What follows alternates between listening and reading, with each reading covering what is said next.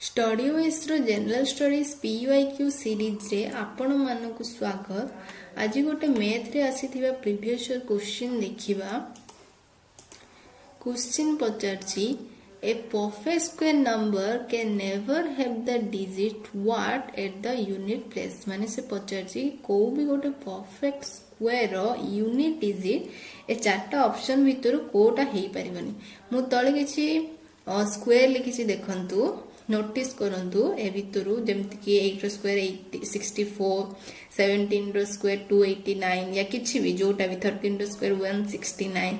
तो ए भितरु देखिबे कोथिरो भी unit digit 3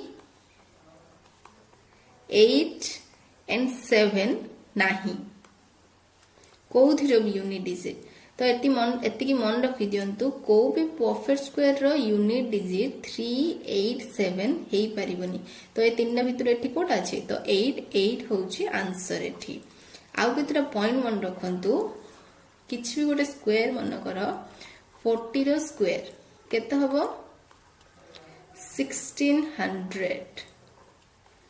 okay तो को भी परफेक्ट स्क्वायर रो लास्ट को जीरोस ऑलवेज इवन रहिबो केबे भी ऑड होबनी। माने 2टा जीरो रहिबो नले 4टा जीरो रहिबो बट 3टा जीरो या गोटे जीरो केबे भी रहिबनी।